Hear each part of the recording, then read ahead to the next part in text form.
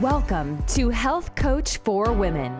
Intentional living for more happiness and fulfillment in your everyday life with your host, Marsha Roopchand-Walker. Join Marsha as she shares her own personal wellness journey, as well as stories from our guests that will enlighten and inspire you to move towards better health and happiness. Now, here's your host, Marsha Roopchand-Walker.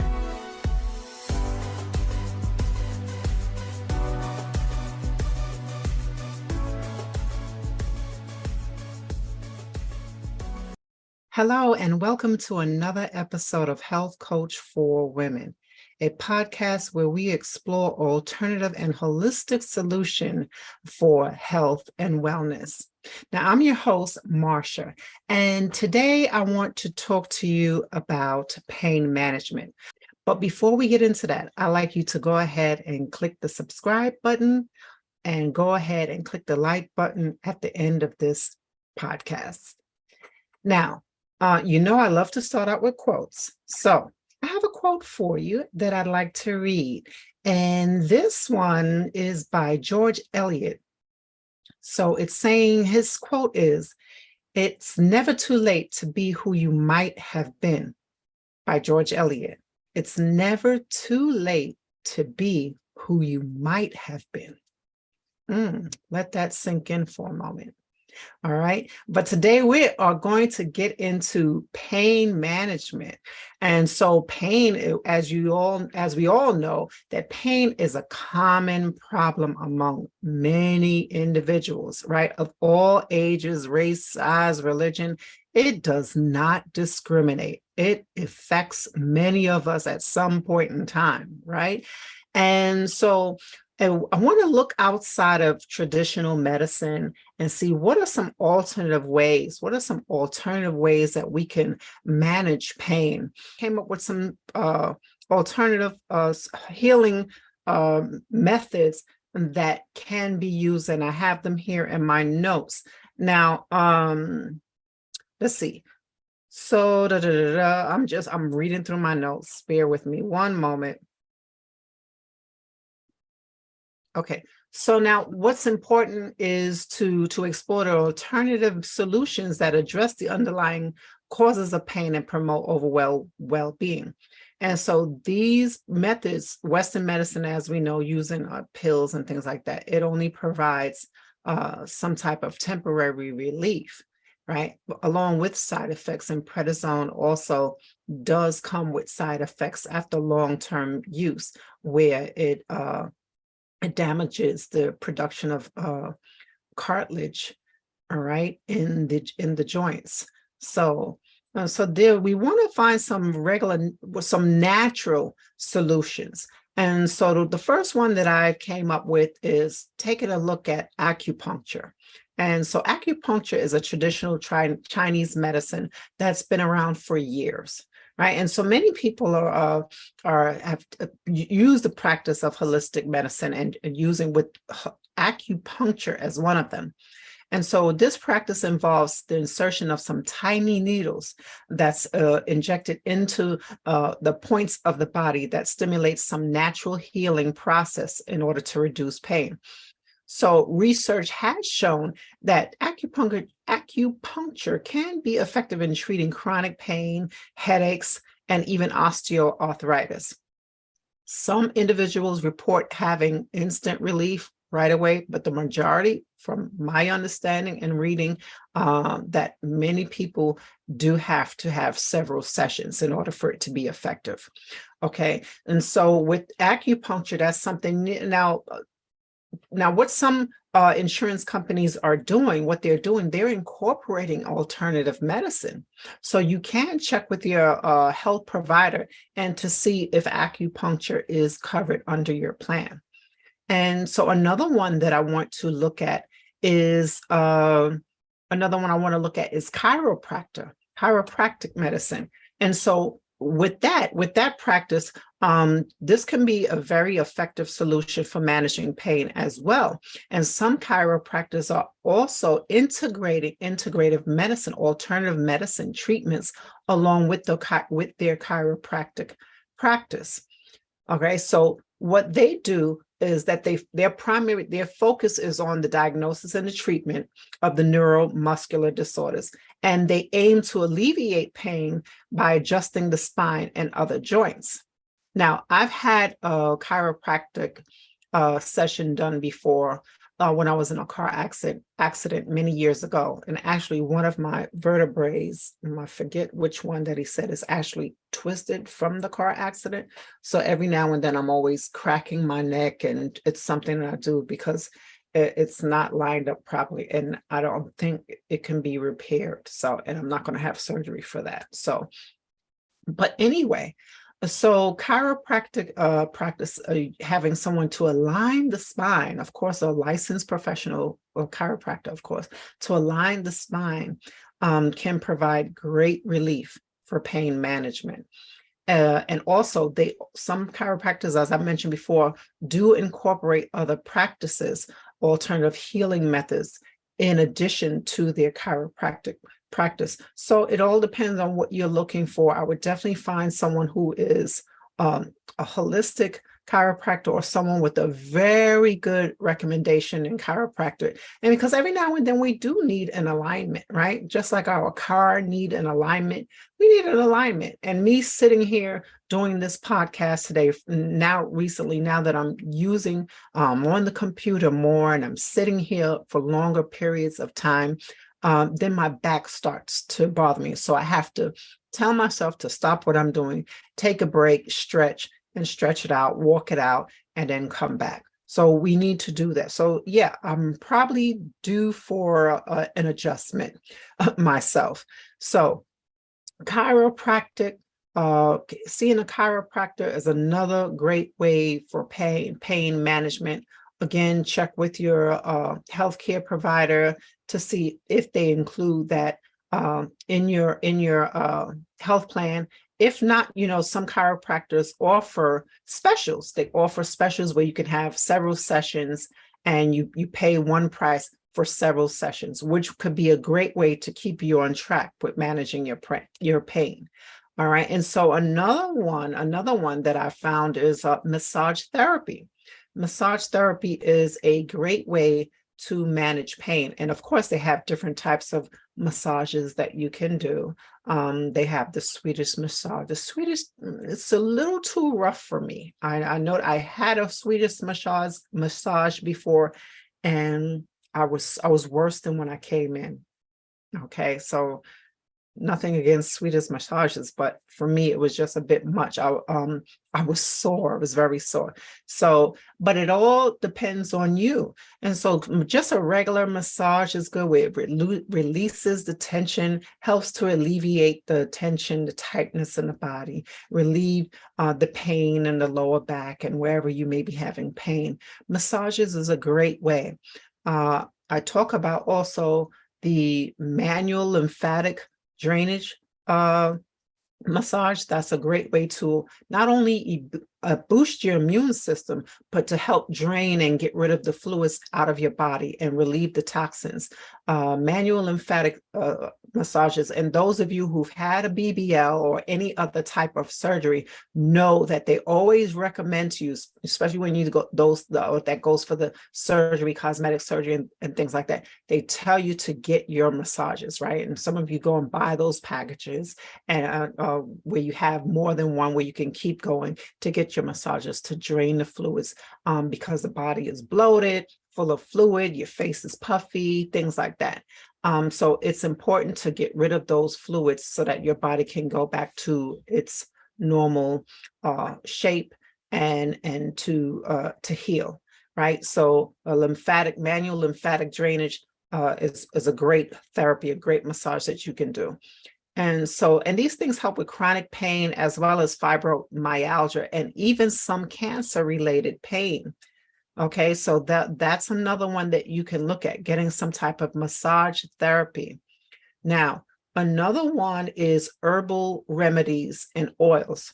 So herbal remedies, of course, these things has been around for years. They've been around for a long time, and it is a holistic solution for pain management. And just a few of the herbs that I will mention is such as turmeric, which is a spice. I grew up on that, curry, if you're from the islands, the Caribbean, or from India, it's a spice that we use in our cooking. And I grew up on that. So, never knew the benefits until I started really getting into health. Never knew the real benefits of curry and turmeric, which contains curcumin, which is that anti-inflammatory ingredient that helps with not only just brain health, but inflammation and pain in the body. And so it's a great herb to use, or a great spice that you can use. Now, ginger is another one. Ginger is great for a great anti-inflammatory, and it's also great for your menstrual cycle. You can just buy some fresh ginger. You can peel it and boil. And my mom what she would do was, for her blood pressure, she would boil that and it was a garlic and some garlic, I think. She would boil that to help manage her blood pressure. And so ginger is very good for if you have menstrual cramps. And ginger is great with that because it helps to stop the flow of the prostaglandins. The prostaglandins is that is the cause for the menstrual pain. That's why when you have your cycle, you should avoid caffeine, not just coffee, but anything that contains caffeine, because it releases more prostaglandins, causing more menstrual cramps. Okay. And some other things that you do now, particularly on menstrual pain, right? Because we have different types of pain, but for different menstrual pain, there are some herbs you can use as well. And some of those are Angelica sinensis. These are some Chinese herbs, which they call dang gui or gi. I'm not sure, Gui. I'm not sure of the pronunciation, so forgive me if I'm not saying it correctly. There's some white peony. Also, if you can't buy the actual herbs, or you don't have time to even make it, you can also buy something like menstrual tea, right? Menstrual tea. I don't get a promotion for any of this. I'm just telling because I have it and I've used it. I've used it before. I use it myself. And so with this, it comes with raspberry leaf, lady's mantle leaf, vitex berry, aniseed. Oh, raspberry leaf. That's another good one. Raspberry leaf, shepherd's purse herb, cinnamon bark, black cohosh root, dung quai root, and stevia leaf. So these are the ingredients I got this from DH Herbs Menstrual Cycle Tea. I try to take that when my cycle is coming on. I'll have that, and I'll take that, and I try to take it as often.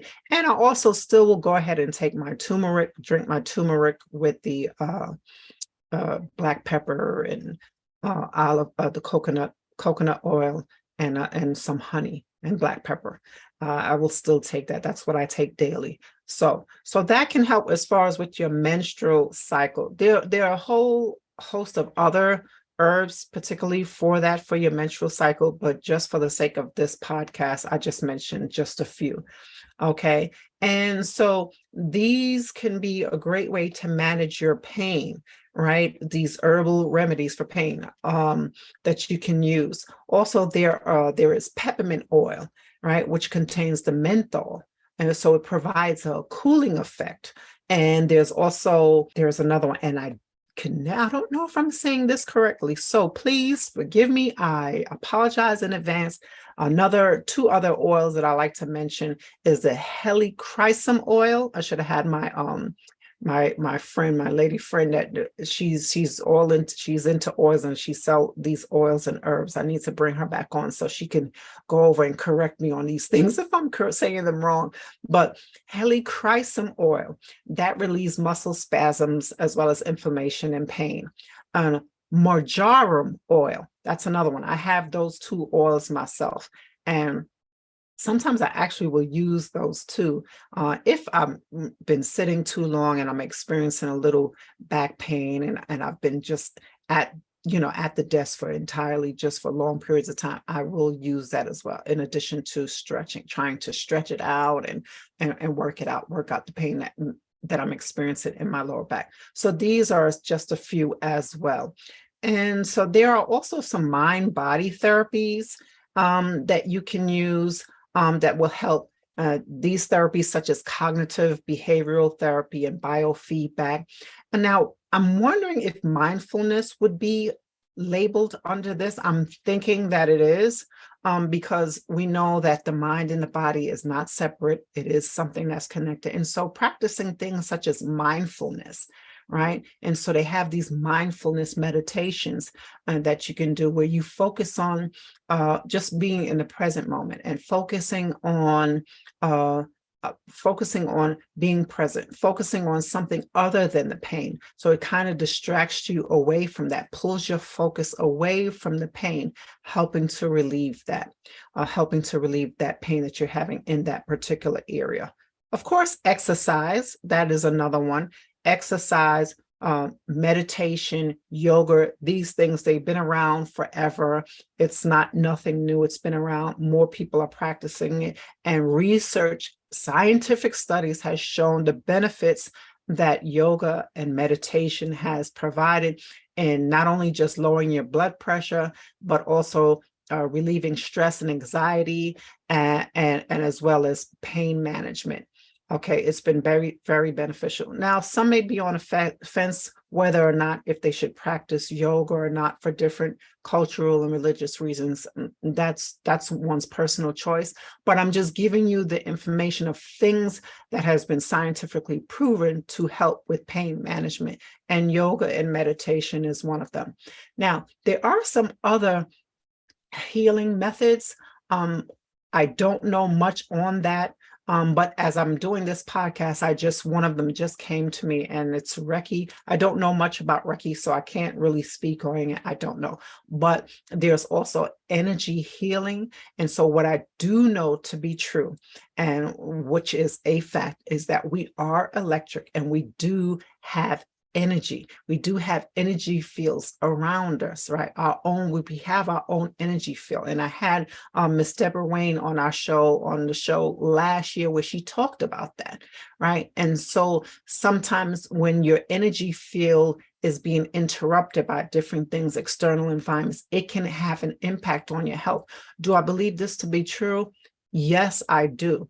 Again, because we are electric and we do produce energy. We do produce energy. And there are actual machines that can show and pick up your images that can show an aura, which is that energy field around you. So as far as like the energy healing and things like that, again, I can't speak much on that because I don't know much on it, but I do believe it to have some profound benefits where it can help you, just as people can manifest pain in their body through past childhood experiences, past experiences. It can be manifested in the body. And so how do we know this to be true? Well, when you go to the doctor and you're speaking about having a certain pain in your body, and doctors have performed all type of tests, all type of x-rays, CAT scans, this and that, trying to see visually of this pain that you say exists, which they can find no evidence for. Right. But then when you go into deep therapy work, either with your therapist, your spiritual mentor, coach, or whatever, you'll discover that your pain has come from some traumatic experience, something that you internalized, that you've never fully addressed and never really fully dealt with, that's manifesting in the body as pain. And this is true, and that's a totally different topic. But these are some things that if we open, and I'm drifting for a minute, but if we open our mind to look at things and expand in the way we think, we'll discover so much more about ourselves that we never knew existed before. And what science is doing now is showing that stuff. And it's revealing those things. Now, some people may not believe in science. I'm a believer of God, the creator of all, but I also do believe in science, right? And these things are true, and they're finding out more and more every day. So Now, these are some ways that you can manage pain. So I think I pretty much covered everything. I went over just to recap, some of the things that I went over that we talked about for managing pain is through holistic solutions would be the acupuncture, all right, chiropractic medicine. It's anyone who practices integrative medicine or functional nutrition, right? Functional nutritional practitioners such as myself, holistic nutrition, and exercise. Exercise is always good. Herbs such as the turmeric and oils, the marjoram and the helichrysum. I don't know if I'm saying it correct, but forgive me on that. But these oils that you can take and all of these things to help manage your pain. You're practicing mindfulness, right? Practicing gratitude, all of these things. Do I believe that all of these things combined together that can help you? Yes, it can. These things help me doing the exercise, doing mindfulness, being grateful, gratitude, all of these things, right? But when you're experiencing that time of your monthly cycle, you have consistent chronic pain, right? There are some other underlying things that's going on that you need to address. And if you experience chronic pain, of course, it's inflammation. So there is something that you need to look at. What is going on? What are you eating? What foods are you eating? Right. And so, and another thing is if you have fibroids, that animal products makes the fibroids grow, right? And can cause heavy periods and painful periods as well.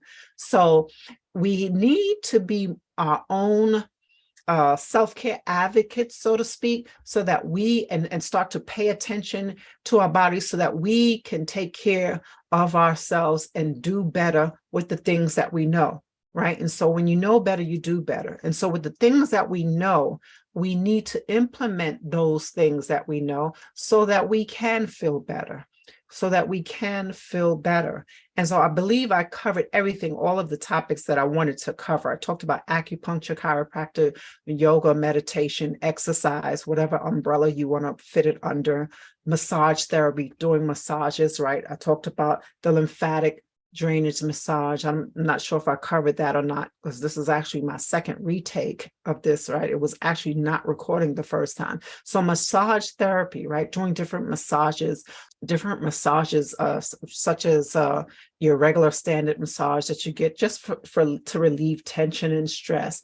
The sweetest massage for deeper tense to relieve those muscles. It all depends on you. I've tried the Swedish massage and it was a little too much for me. I was sore for a few days. So, or hot stone massage, I've tried that. I enjoyed that. The hot stone massage, that was different. Getting massages. But another great massage that can help you with these massages not only help with managing your reducing inflammation and managing your chronic pain, but it'll also help for people with fibromyalgia and even cancer related pain. And so depending on your practitioner, of course, they will recommend once you explain to them the type of pain you're experiencing and how long you've been experiencing or not, will recommend what would be best, that they think would be best for you. Okay. And the lymphatic drainage massage, that's an important one. If I haven't mentioned it already, that one is a great massage to do, especially for those who've just had surgery or had the cosmetic surgery, such as the BBL and the tummy tuck.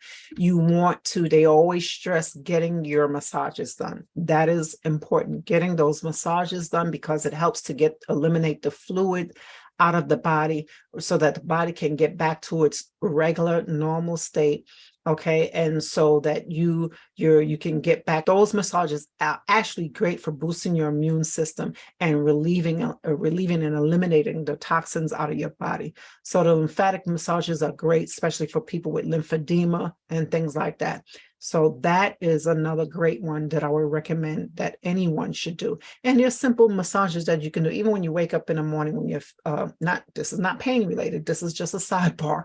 When you wake up with puffiness, you go lightly over the eyes, lightly, not pressing too hard, lightly over the eye and moving the fluid outward to the sides, and then just start massaging lightly massaging lightly, lowering down, going lower and down, lower down to your neck, going lower down.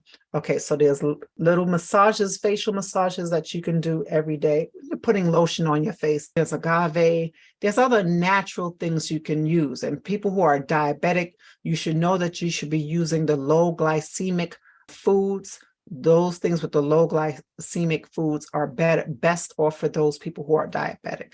And so I can go off into a whole rant and information, but this is only a 30-minute podcast. So, but I just wanted to let you know that we need to pay attention to the food we eat. That the food that we eat, we also need to pay attention to what the signs that our body is telling us, and to be able to address it.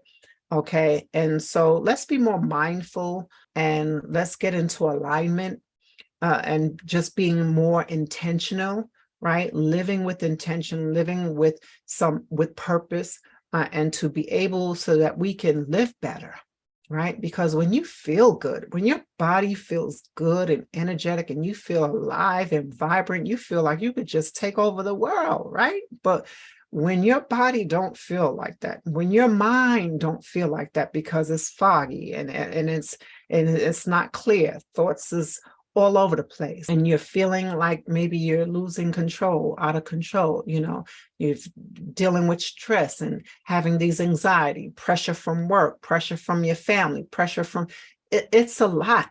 It becomes like just this compounded, just chaotic, stressful environment. And so we need times to pull away from that and to just have the moments of reflection and time with ourselves. And that's so important. And I can't stress that enough.